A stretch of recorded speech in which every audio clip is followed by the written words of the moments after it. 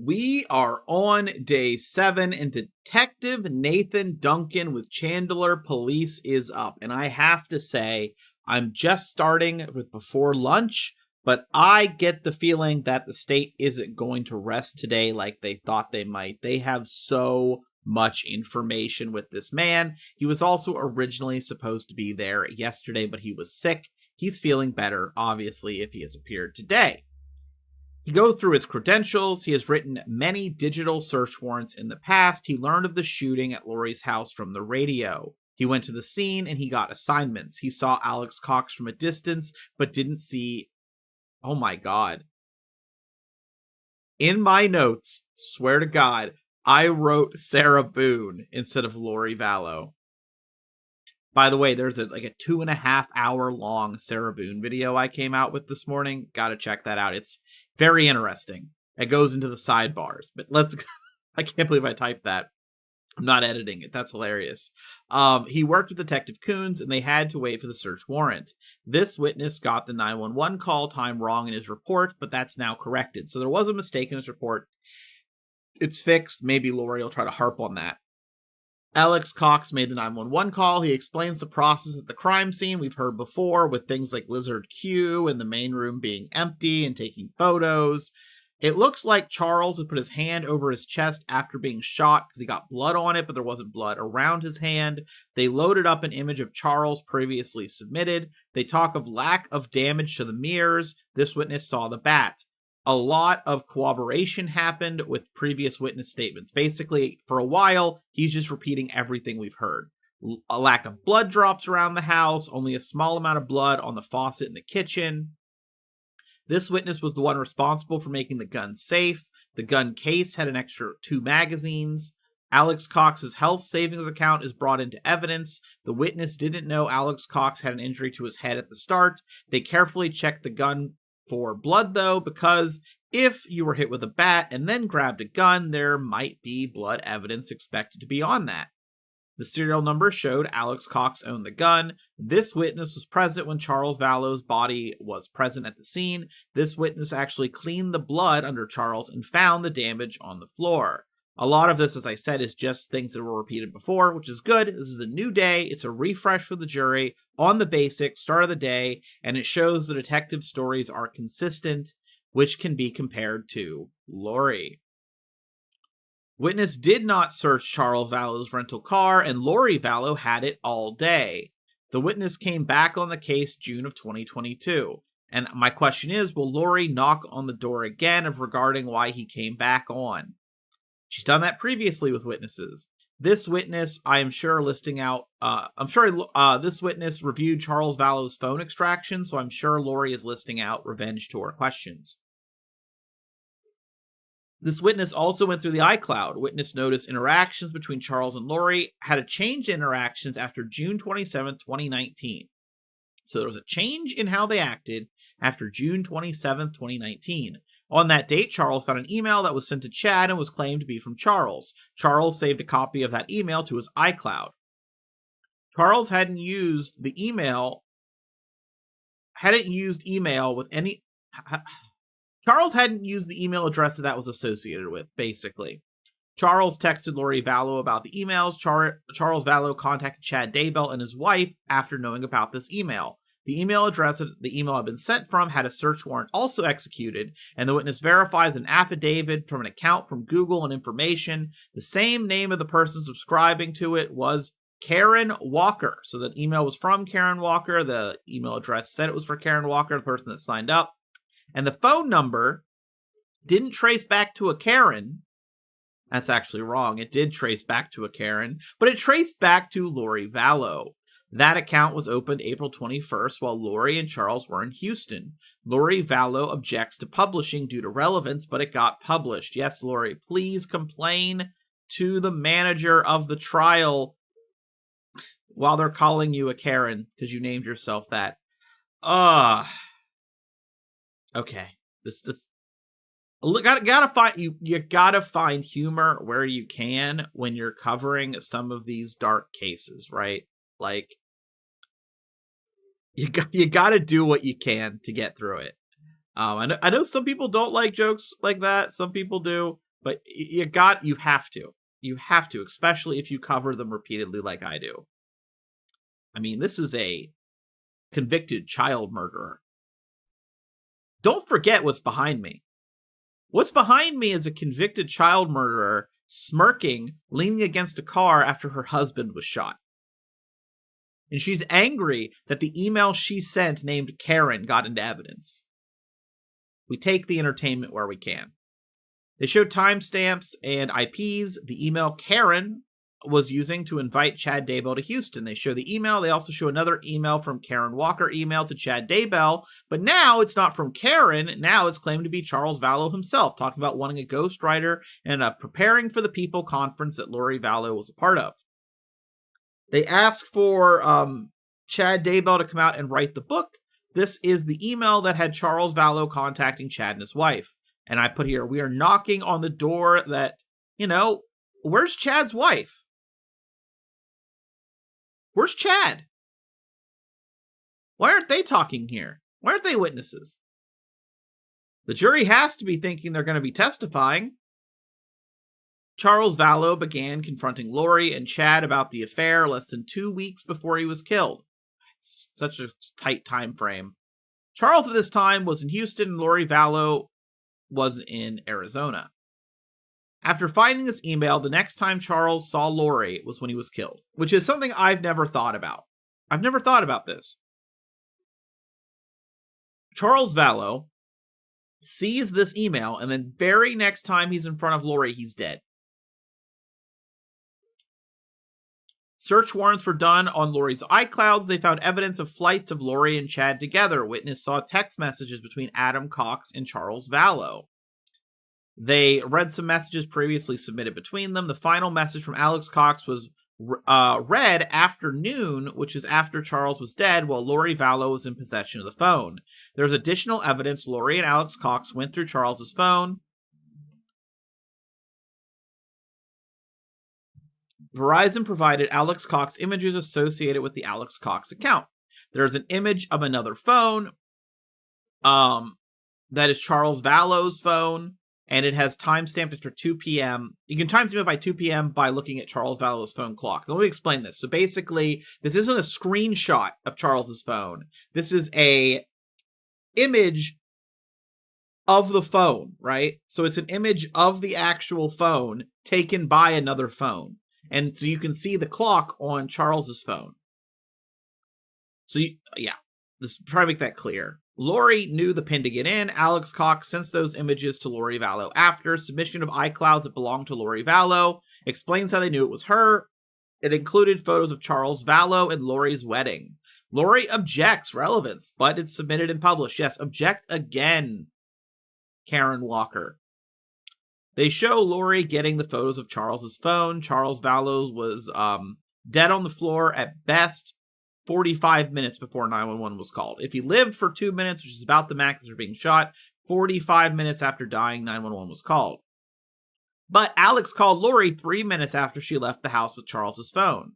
Alex called Lori again after about 17 minutes. Alex Cox hadn't called 911 for another 30 minutes. Lori Vallow never called 911 on any of the 3 phones she had.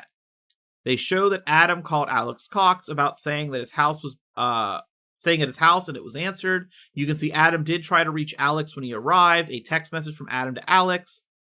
Alex didn't respond. They are using phone data basically to corroborate Adam's story of contacting Alex and then Alex ghosting him. Charles had a copy of the lease in Phoenix from June 2019 to June 30th, 2022. Lori objected a bit to it, but it's admitted into evidence. They move into evidence one of Lori's iCloud accounts, and it was the same name they gave Banner Insurance. So this is something Lori gave out this email from this iCloud to Banner Insurance, so it's verified. The state confirms affidavit, some messages. The witness found a recording of Chad Daybell from November 17th, 2018 at the Preparing a People conference. The witness said in this download they had, the witness said that Ned was the name of a dark spirit that had taken over Charles' body, and in knowing this, I went through these records looking for a mention of Ned and how it was used. The first reference he found of Ned in these files was from Alex Cox to Lori, February 15th, 2019. Ned was at the temple yesterday looking for you. He thinks you are staying with me. Lori said it's good he's so off. Lori sent to Alex March 2nd, 2019. Ned just came by and Tylee unleashed on him. He came to my house and he went to Summers first. He ran up in a rental car. They talk about the message of Ned still being alive, then it's a new one about Ned being gone. This is during the girls' weekend. Alex says Charles's body is still alive. They are trying to cast the spirit out from Charles's body.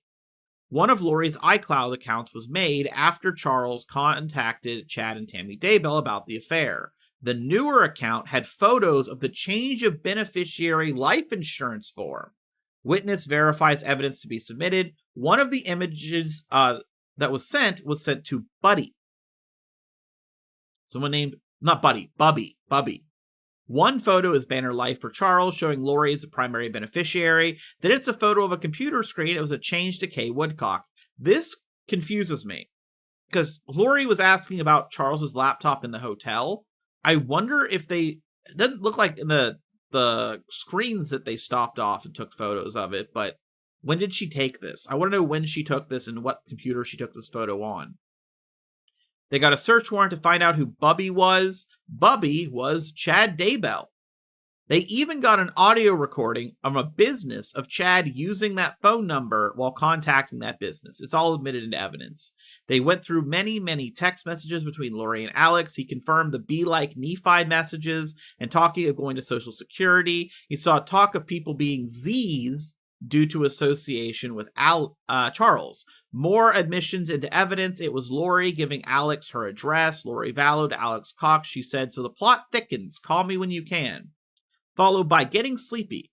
So I'm going to need you to stay close to me the next couple of days. Mel too. She can't go to Utah. They are planking some kind of intervention, but want Mel out of the way, so I'm left alone. I need to come get stuff at your house tomorrow and secure it. Lots to do. Thank you for standing by me. It's all coming to a head this week. I will be like Nephi, I am told, and so will you. Lori and Alex have an almost hour-long conversation after that. The witness did search and found out the significance of Nephi. It took a long time to get all these search warrants because you find one thing, a new number, you need a new search warrant. It took time. Adam and Charles were planning an intervention the same day Lori and Alex were aware and talking about it. So somehow they knew. There are ways that maybe they were in Charles's accounts or something like that and knew, but we haven't gotten there yet, and we go on a lunch break. So that's the first part of this. I really cut a lot out because a lot is repeats from previous days and stating things that have been said multiple times, but we are getting into directly the messages, right? And it's going to be really damning, and Lori trying to complain that they're not relevant. I have to imagine her cross is going to be really bad. Her cross is going to be really bad, or she's going to realize there's nothing she can do and she's going to not give it cross. But I think she's going to give a cross, and she's going to ask about Charles with women or something like that. That's my guess, but we shall see. We came back to the witness, immediate technical issues. The jury is sent out. It takes a few minutes, but the jury is now back and the witness is up. Prosecution basically does a catch up to remind the jury where they left off. I'm going to not do that because you just got caught up. Lori talked of meeting up with Mel on July 10th. No text messages between Lori and Alex on July 11th. Lori texted Alex, need you. Adam is freaking out. This is after Adam found out Charles was dead. So, text about Lori telling Alex she was at Social Security for the... Okay, that was reviewed. They recap talk of the zombies and witnesses. Said Lori called people Z's in the messages. This is like over a wide span of time. We're going to go with some more like in-depth day-by-day stuff in a bit. Right now they're just kind of doing Alex's stuff. Lori texts bad news on our brother. Alex responds what? Lori responds, I put X. I think it's supposed to be Z. Alex responds, ass really? When was that? Lori replies, as of early January. Alex says that explains his interest in Charles. Lori says Ned recruited him shortly after that. That's why he's part of the 24. Alex says that makes sense. Wow. Any doubt the jury had that these two are living in a fantasy land has to be gone now, right? Like, you have to. Lori then says, more sad news. Guess who the final Z of 2024? I put X again. I think it's supposed to be Z and it's autocorrect. Alex responds, Pops or Brandon. Lori responds, Zach. And I have a note here. Lori wanted Zach Cox, the son of Adam Cox, as a witness for this revenge tour. She sounded very focused on it, and he was very aggressive when her detective contacted him, or investigator. Sounds like she's targeting him even back then. Would he have been an eventual victim? Lori continues, nope, think of Judas who loved me completely then turned against me. Alex says, tell me. Lori says, yes, our sweet Zach. He is in paradise. The real Zach, it finally makes sense. And Alex says, when did that happen? About the time he turned makes sense. He being dedicated to Brandon and Ned. Response, so February. Response, yep. And then it was asked, how did Zach die, or was he forced out? The response is crazy, I know, but it's sad and true. Now we know all 24. Forced out, I think.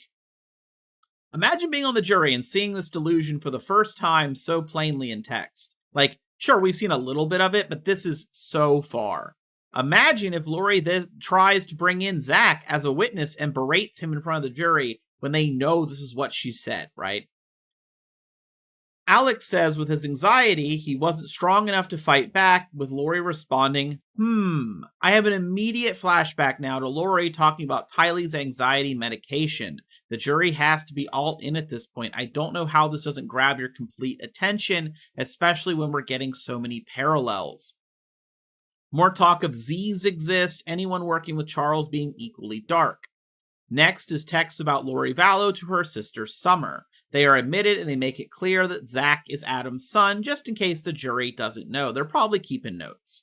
Summer tells Lori that Adam and Zach are coming in with their mother. Summer tells Lori she wants to know if she can confront him as a preemptive strike, and she is told no. So Summer, Lori's sister, Lori's mother is wanting to confront Adam and Zach because Adam is wanting to do an intervention against Lori.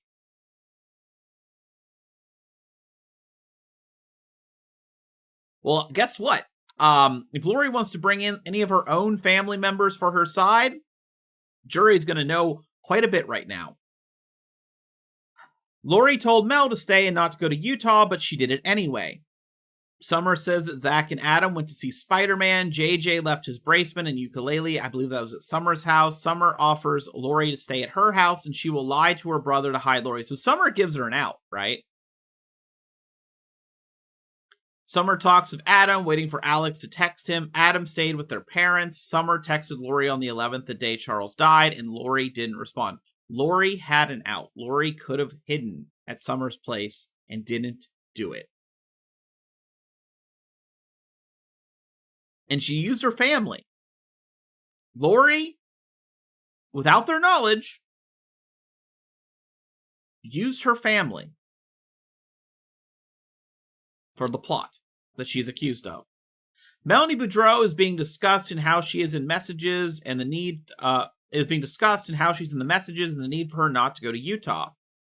They have messages between Lori and Melanie that are submitted. Lori wants to talk to Melanie ASAP. Lori says calling you and finding out what to do. Melanie responds she took the kids to the temple and they are chasing the bunnies. Lori says they have an elaborate plan. Melanie wants to drive with her kids, but Lori says she can't go. They have to stay and defend themselves. So she's trying to rope in Melanie.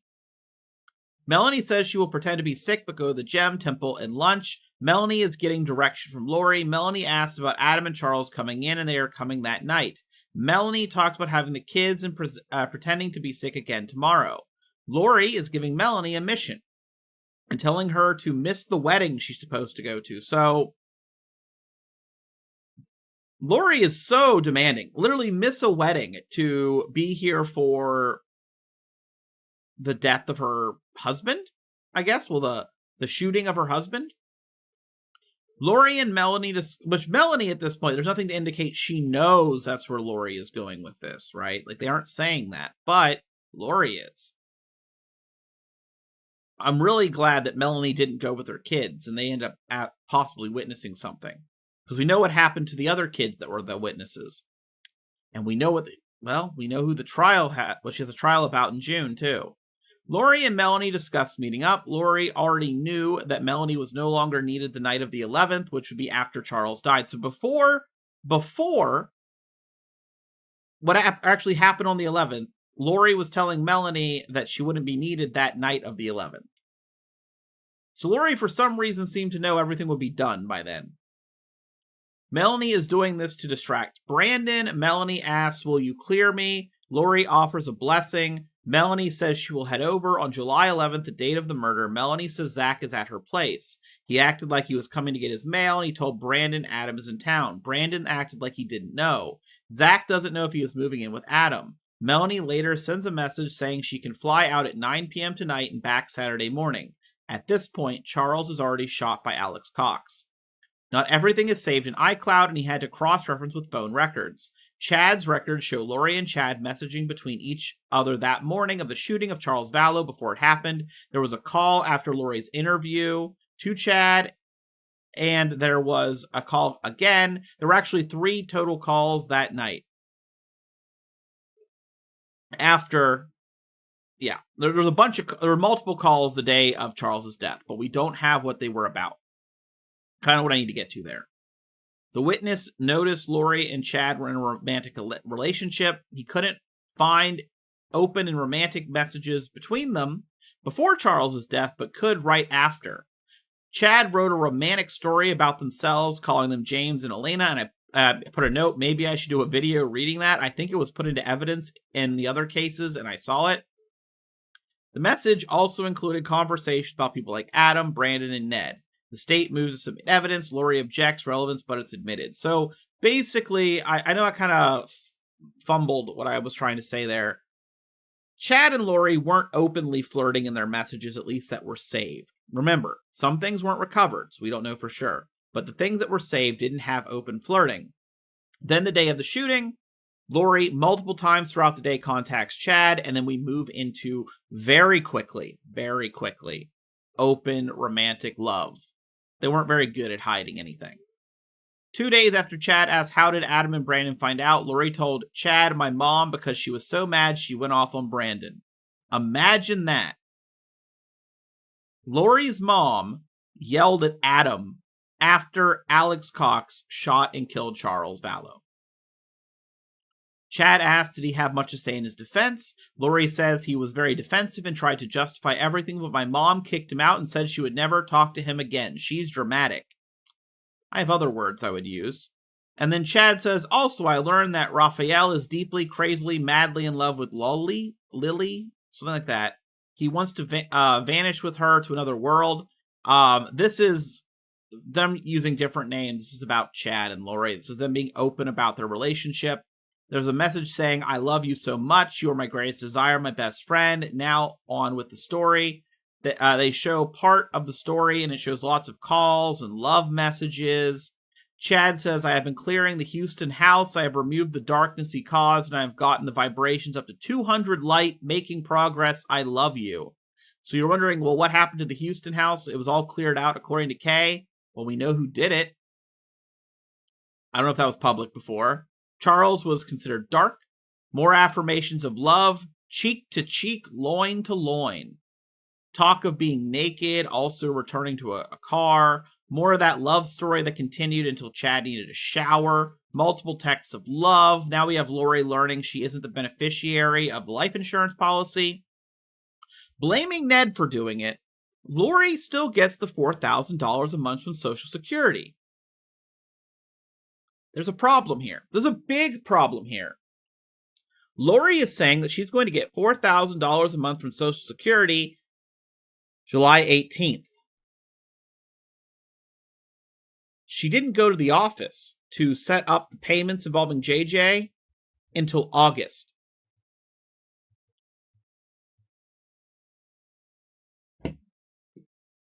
Why did Lori pre-know what she was going to get?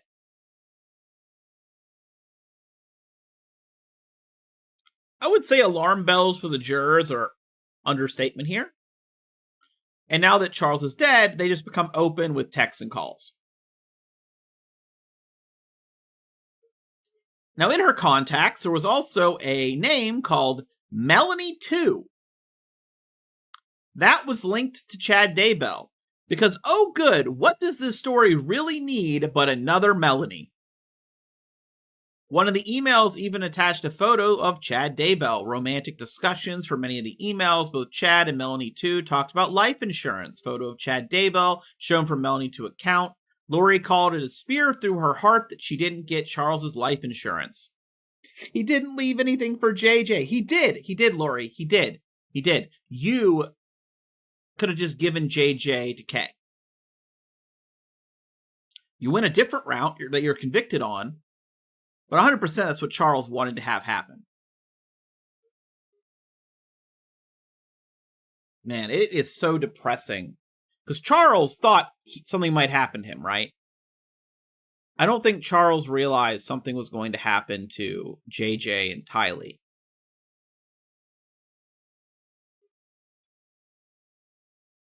That just makes it so much more sad. He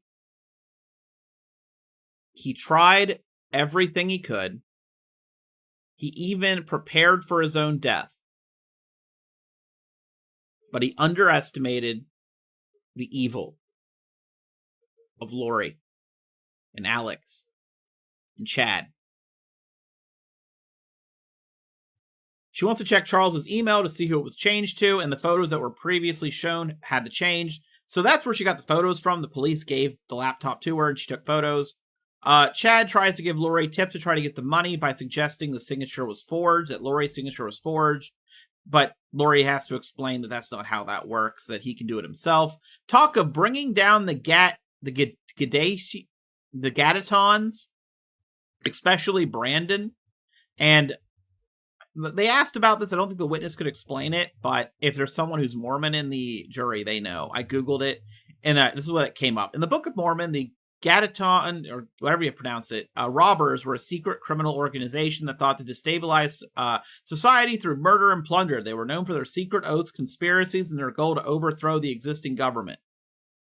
They're comparing it to Brandon, so I guess that'll be in the next trial. I would compare them to more, it sounds more like a Lori thing. Lori explains that Chad can change everything using just his signature, so it's probably to Kay. Chad responds, it will be interesting to see if it got changed after he had 2 bullets in his chest. Lori says you can't change it after the death date. Chad says Kay is probably freaking out Lori got those computers. I mean, I would be worried if I was Kay that she was going to get killed. There were a lot of phone calls that happened that obviously they don't have the actual audio of. This trial, they called her Lori Vallow because Lori Vallow is what she was when Charles was killed. They talk about her becoming Lori Daybell in photos of the wedding in Hawaii. Lori objects for relevance, but it's admitted. Lori used the name Lori Ryan and an Idaho address on the marriage certificate. We are knocking on that door in Idaho, I swear. 4 months after Charles Vallow is killed, she has remarried to Chad Daybell. Speaking of knocking on the door, if you haven't watched my Sarah Boone video, my latest one, there's a lot of knocking on the door in that, including where Sarah jumps through it by telling the jury that she was incarcerated for so long.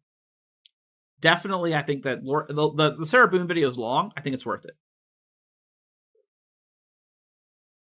It is purely sidebar talk, so all the stuff we didn't get to hear during the trial, we get to kind of hear how Sarah was running the case. So she wasn't pro se, but at certain points, her lawyer was like, you tell her, Judge, which is really interesting. So after the jury finds out that she married Chad Daybell so quickly, Lori comes up for cross. There's a lot I don't have here because it's just nonsense and it's repeating, and I'm trying. I try. Lori is not doing well with this witness. I'll say it. She's doing so bad. This witness became an agent on the case June of 2020. He became the main agent. The witness kept looking at records when he took over and reviewed previous information. Lori questioned him coming back after multiple months after the initial shooting. He had another case he was involved at in between. They go back over his time at the scene. He bought the saw to be used to get the baseboard out. Lori suggests he was out that He was in there before the search warrant, and he explains he went in after the search warrant. Lori gets an objection for testifying. Lori asked about Charles being gone in an ambulance by the time the search warrant came in. The witness says he wasn't taken by an ambulance, it was with the medical examiner, and it happened after the search warrant. Lori doesn't even know when the body left, but she's her own lawyer. He goes back through the photos and processing the scene. Basically, everyone left around about 4:30. Some people were in their cars still writing reports, most likely. This witness was here during the walkthrough with others. There was a malfunctioning body cam, so there was no recording of the walkthrough because only one person had a body cam and it didn't work. That is sloppy police work, I'll give you that. It is included in the reports, the walkthrough, but everyone's report is different, so it's not in all of them. Overall, he has read at some point all the reports. Lori wants to know who wrote on it. Objection, asked and answered. Lori wants to know who wrote about the walkthrough. Asked and answered. Lori asked about who had the body cam. Asked and answered. Lori asked if the guy who had the body cam talked about it. Objection, relevance, hearsay, and asked and answered. Sustained, hearsay. The witness knew who had been interviewed and what was tested. The bat was tested for fingerprints, but those were inconclusive. The bat was swabbed for DNA, but that DNA was never tested. The witness explains that that's because everyone involved at some point had access to the bat at some point in time, so DNA would not be able to be tied to that specific time frame. No blood was visible on the bat. Blood, if it was available, would have been visible. Lori argues testing blood on the bat could have proven Alex had that bat, and the witness explains again there was no blood. So my thinking at this point is Lori doesn't know the difference between DNA and blood. DNA doesn't have to come from blood, it could just be from the fingerprints and things on the grip, the sweat, things like that. Lori asks who would be responsible for getting the swab to be tested, and it would be the witness or the previous case agent, either one. Lori says if Charles's blood was on the bat, it would show he took it from Tylee, like she said in her interview. We are knocking on that door. Objection, move to strike came real quick, and the judge sustained and struck. Lori asked if testing would have answered questions. No. The gun was tested last month. The witness explains they tested it last month for comparison just before trial because they don't like to give extra work unless it's going to trial. They already knew the casings were from the gun due to the ATF, but the ATF will not testify. No tests on a bamboo shirt, because bamboo shirts, of course, got to make it in. No chicken enchiladas today. Why didn't the witness request more tests? The witness explains the evidence already shows Charles was laying on the ground for sure. Lori says the medical examiner can't say that, but you believe you can? Yes. Did you see him shot on the ground with your own eyes? No. Let's see here. He can't speak on if they... What's this here? Oh, he can't speak on if Lori, Tylee, and Alex complied that day. He wasn't a witness to that. Lori keeps asking, trying to reword it, but got hearsay, objection, sustained. Lori keeps asking about reports they compiled, objection, hearsay, lack of personal knowledge, sustained. Lori asked if he learned they did not comply that day, objection, same thing. He gets to answer, and he says no, that he doesn't know. Talk of them willingly turning phone over. Lori keeps asking if they turned phone overs on request, but he doesn't know. Lori again testifies about not being able to spell a name she got, and this got an objection. Witness doesn't know if a copy of Charles's phone was done, of Alex's phone was done. He doesn't know if it was a copy or they just used Alex's phone records. Lori says you are the case agent. You don't know if the person who shot my husband's phone was copied. He doesn't. The witness thinks it was just a call detail records. Lori asks typical protocol is what they do with phones for their search warrant or consent. He doesn't believe it was done. Witness says knowing what we know now, would it be important for the investigation? It would have been important for the investigation. He would have taken it, but it wasn't his call at the time. They got his call detail records. It's nice to have the phone.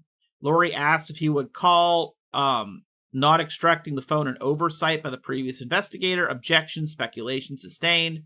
The phone was returned to Alex that day. Alex returned for walkthrough. It was mostly positional things, not question. Objection, asked and answered, verging on hearsay, sustained. Lori doesn't know how much is left on her cross, so they went on an afternoon break. I hope the Lori segment was fine so far. She's literally just getting objected to for everything. I'm understating the amount of objections. I'm understating how bad she's doing. She is frazzled. This witness is not going well for her. She obviously isn't happy with them, but she doesn't know how to use them on her revenge tour, at least yet. Maybe she'll fit it in when she starts talking about the actual text messages, or maybe she won't touch that because it goes into her relationship with Chad. What even is this case? We're getting into part 3. I know what's coming. You probably do, because I'll probably put it in the title or the thumbnail. Let's get into it. We are back, and the judge explains this witness can't answer about things he read in another person's report. It can just be what he saw himself. This detective didn't interview Lori's mother, or read or watch her interview. The same for Lori's sister Summer. The same for Lori's father. Lori says his only source of information is her brother Adam, and the witness says that also all the text messages and evidence. Lori asked, you didn't ask any of these people what were meant by those messages. I have a note from this time. They are messages, Lori. They, by definition, send a message. Nothing was really in code. What was meant was out there. The witness explains they weren't at the scene of the shooting. He didn't ask what they meant. He couldn't ask Lori what she meant in the text messages either. Lori asked if he found that Alex wouldn't text Adam back. He said he can see that they didn't respond back, but doesn't know why. Basically, can't speculate. Adam also testified he wasn't getting called back, which matches the records. Lori says the only information you get is from my estranged brother of the family who didn't know what was going on with anyone else. Objected and sustained. Lori says our estranged brother is the only one you got information from. Objection, form of the question, sustained. Lori asks, is it normal protocol to ask to talk to one witness and not others? No. Why didn't you speak to other members of the family? He explains a lot of members of the family have been spoken to. Lori says, but he isn't privy to those interviews. He said he overheard a phone call with Summer, but never interviewed these people himself. Lori asks how many interviews Summer has had with police department. Witness doesn't know, but at least one. He didn't ask about the text messages. And I have a note here. I'm sure her family just has to love she is making these statements, dragging them into it, like they would defend her for all of these hundreds of thousands of people that are seeing this trial in various forms. Like, she is kind of saying, my family would back me up. I wouldn't want to be her family right now. That is, even if you backed her up, you still believe in her, which I think would be, I'm not going to go there. But even if you still believed in her, I wouldn't want the public to have that opinion of me because of what's being said, what happened. They have to live in the public and Lori doesn't. This reminds me of how Sarah Boone acts. Sarah Boone throws other people under the bus because she doesn't care. Lori asks if he gets suspicion and only investigates things that match that, and he says no. The witness Googled and asked people about Nephi, and they all said the same story as Adam told. That's what comes to mind. He doesn't know there are 15 books in the Book of Mormon. He doesn't know 4 of those books are books of Nephi. Lori says the first book is, and there's an objection, testifying, sustained. Judge says, please just ask questions. And here I left a little note saying, well, Lori can testify and explain all about her religion and her beliefs if she wants. Witness didn't read the Book of Mormon. He didn't read First Nephi. He asked members of the church and Googled stories of Nephi. He didn't see the 25 stories in the Book of Mormon about Nephi. He didn't see that 3 different prophets were called Nephi. Objection, testifying, asked and answered, objection overruled. He doesn't know. Lori says, so isn't it true that you have no idea what I was referring to when I referenced Nephi in that text message? And he says he can only go off what he sees and what people say. He can't just say what he thinks Lori is thinking. Lori says you relay to the jury it is a story to kill. The witness says that is a story Adam said. Lori says, but you said the jury about it to be like the jury. You said that to the jury about the be like Nephi text. The judge says she has to ask questions. Lori wants to testify so bad. Seems like. Witness doesn't have knowledge what Lori meant in the text message. Lori asks if he knew her brother was a comedian and everything is a joke to Alex. Yes, it's so funny. What happened to her children involving Alex is such a great joke. The witness says he can't speak to that. Lori says, so half of these text messages could be jokes and you wouldn't know that. Objection sustained. Witness said he was reading her text messages, not explaining them to the jury. Yes, Lori, your own words are devastating to your case. Reminds me of the Sarah Boone sidebar when Owen said Sarah was mad about how her text messages were being read. She wanted a different inflection, but they were read straight to the jury, and they came across bad because Sarah's words in this case were bad. Yes, this is in my other Sarah Boone video that I am pitching right now. If you haven't seen it, it's long. I know. It's all the sidebars. I pitched it like twice. I put a lot of effort in. This witness is the only person currently working on the case. They communicate with each other in the office in person. His judge is to search out facts, and yes, he does feel he did that in this case. Lori says that without testing these things, you think you have done everything you need to tell the jury what happened. He says, yes, you're confident in that. I am confident. Oh, that had to piss Lori off. That is saying, I got you. You're guilty. I proved it. I know it. You know it. The jury knows it. He didn't meet with the last detective the day that the report was handed over. He says what was and wasn't tested after by reviewing reports. Lori asked about luminoling the bat. He explains no visible blood, so they decided not to. Lori asked if invisible blood can be seen if cleaned off. He says if cleaned off, maybe some proteins, but they decided not to do it. They tried to prove if Charles grabbed the bat from Tylee, and they couldn't prove that, one way or the other. Lori asks, wouldn't luminoling the bat be important to this investigation? The witness doesn't think it would. What about luminoling the blood? They were under the impression it happened 5 minutes before they got there and there was no visible blood. He could have had them tested. He didn't think it needed tested. Wouldn't you want to know for sure? We made choices based on facts and we decided not to test it. Honestly, it feels like Lori watched too many real crime shows. You've charged me with a crime, and the witness says, I have not. No. You have helped them charge me with a crime. He says, I've conducted an investigation and sent it forward. Lori asked again about testing. The objection is asked and answered like 4 times already, sustained. Lori asked what logical reasons they have not to investigate all the things after all this time. Objection, broad, sustained. And Lori is done. She's done. Redirect. Luminol is used when there is no visible blood because things were cleaned. They went in not expecting clean scene because they didn't see visible blood or hairs. They learned later it was a 47-minute process. The timeline was given was very wrong. In the iCloud accounts, it was terabytes of data. You can only open one at a time, and then you have to cross-reference with notes. It's very labor-intensive to see what was shown. What the jury is given, what was shown here is just a grain of what was looked at. At the scene, they didn't think they needed a cell phone data because it happened and had limited information like it was an impromptu attack. They didn't know it was something that could have happened weeks, if not months of planning. On July 11th, they started seeing inconsistencies. So day one, there were problems. Self-defense theory didn't match what they saw at the scene. The shots didn't make sense, but they didn't know the backgrounds of the people. Once you got the backgrounds, you got probable cause for things like iCloud accounts. DNA isn't only in blood. If that bat belonged to Tylee, her DNA would be expected on it. Visible blood is a lot of different things. The bat is undamaged. Even if they found Tylee's DNA, it wouldn't timestamp it to the 11th.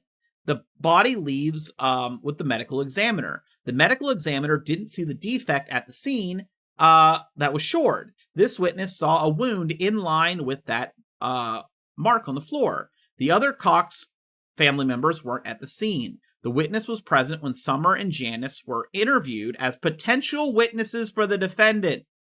Summer was asked about offering the house and said, that is what happened, just like in the text messages. I have a note here. So now, if Lori can't call them, the jury will wonder why. Lori screwed up by pushing about them. She opened a door she didn't want open. She sure did, and it's going to come back, I'm sure.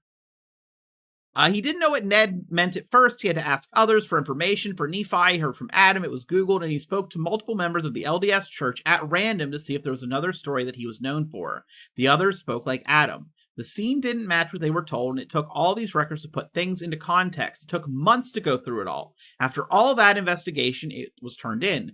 Jury question. The jury had a question. The jury, at least one. The jury asked for that. What was the time on Charles's phone when Alex took a photo of the phone itself, and it was 2:13 p.m. The state rests their case. No more witnesses. I think there were 2 more. They didn't get called, including the original investigator. And the jury leaves and the parties talk. And the judge asks Lori if she plans to present evidence. Lori wants to confer with her people. Lori wants to first address a Rule 20 motion. Lori claims the state has provided no evidence for the charge of first-degree premeditated conspiracy to commit premeditated murder, something like that. No evidence, I forget the exact charge. But there was no evidence to murder Charles, and evidence showed self-defense. State says there is evidence for Alex Cox to be invited over with a gun he brought. Lori took Charles's phone, the physical motive, the physical money, the motive for the money, the motive for the affair. Lori doesn't want to add anything at all to this. Not exact, but you get the point, basically. Lori says they have nothing. The state says we have basically everything. Judge rules it's reasonable for a juror that they could find her guilty, and the jurors judge the credibility of witnesses. Rule 20 motion denied. Defense rests. Defense rests. Lori gives up. She's done. She will not testify. She will have no witnesses. She'll never use her experts. Her investigator won't be used. Lori isn't trying anything. All of this was a waste of time, a waste of money, everything. This was her revenge tour, and as soon as she couldn't have her revenge victims for her side, she is calling it.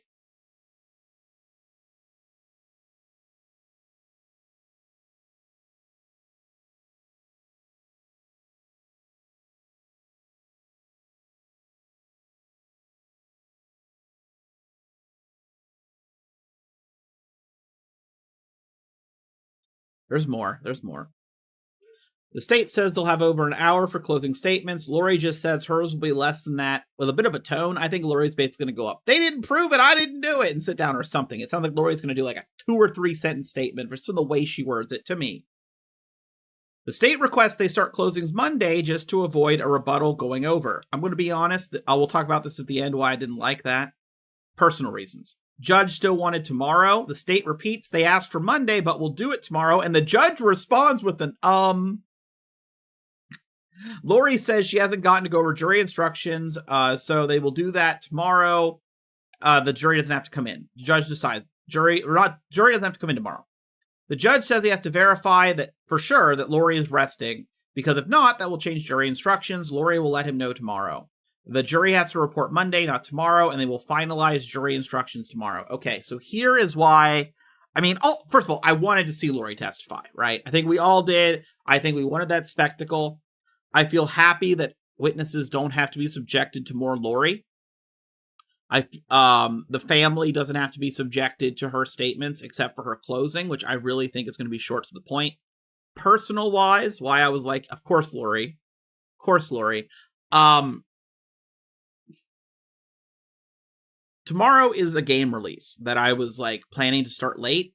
So now it's just jury instructions. I'm going to be honest. I might not do my video I normally do because I'm sure the media is going to be there for jury instructions. If they are, I plan to do a video, but I might do it later after jury instructions have finished and just play the game tomorrow. I don't know yet. We'll see how I feel about it because it's not as exciting as jury instructions. There might be some fun little arguments with Lori that pull me away. As I said, that's up in the air. There might not be a video tomorrow because it's not as I don't know what word to use. Hype, interesting, whatever, as when there's an actual trial. But I'll have that out to you if there's coverage of it before Monday. Monday is going to be opening and closing statements from both sides. Maybe a rebuttal statement. That's what the state was worried that would go over. There's a rumor Monday might be the Oblivion remake release. I'm going to promise you this. I will do my video on the closing statements of her. I'll do the video of her trial on Monday, whatever happens, before I play Oblivion. I will promise you that. I'm very excited for it. Okay? That is something that's from my childhood. I'm very hyped. But we don't know when Oblivion will come out, by the way. They could announce it Monday and release it Thursday. We don't know. But it does sound like whenever it does come out, because it seems to be verified and more leaks happen from official sources, they accidentally put stuff on their websites. So that'll be all on my second channel. And probably this channel will have a little lack of content for a few days. Sarah, don't send any letters, Sarah Boone. Please don't. Just for a channel update there. Anything else I want to say? Thank you all. I know some people have used recently buy me a coffee and stuff. I really appreciate it. I know some people have done the memberships. Really appreciate it. I appreciate all the likes and the comments and the subs. I like all those. I know some people have asked about comments being removed lately. YouTube does a lot of automatic removal of comments. As you can imagine, some people are not very nice in the way they speak about Sarah or the way they speak about Lori, and YouTube has automatic filters that if I don't go in and approve things, it won't get through, and that means the messages aren't there, but they show up in the total count. Yeah. Putting that out there.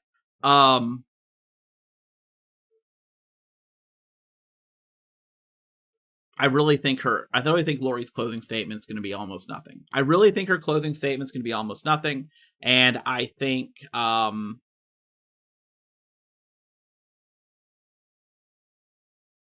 I won't be like waiting for my video on Monday for the jury to come back. I expect they're going to come back quickly. That's something I might put that in the poll. I wonder how long it'll take the jury. I would say no more than a day, but I would say we get our result Monday. I would say Monday we get our conclusion, we get our verdict, and I don't think Lori's going to be happy with it. I think she's upset more that she didn't get to have her witnesses than she is about the verdict, right? And remember, here's the thing to remember. We have June. Lori has until June to find all these people she wants to harass and get them properly subpoenaed and come up with excuses for why she gets to bring them up. I don't think we'll have a repeat of this in June. This would have been probably her preferred revenge tour, but I think she can definitely find a reason to pull people in on the next one, right? I think that we're going to have repeats. We're going to have witnesses from this trial show up there, and she goes after them again. I think we're going to have new people brought in that she tried to bring in this time, brought in and also harassed. I think her revenge tour is just beginning. I think that this is a refining of it. She knows that June is probably her last chance at a revenge tour like this to the public, and I think she's going to want to take full advantage of it. If she's not going to, she might as well just take a plea, right? She might as well just take a plea for the second charge and go to prison, because prison is better than jail. I don't think she'll do that. I think she'll do her revenge tour.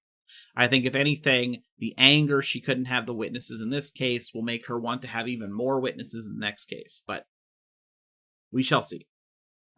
Thank you all for tuning in. I appreciate you all. I wasn't expecting her to rest today. I'm going to be honest. I didn't think I thought, what I thought might happen is, the state, they had a couple more witnesses and we're getting kind of late. I thought we might go into tomorrow. Lori asked for her defense to start Monday, and then her pull a last minute, if she was going to do it, I'm not putting up a defense.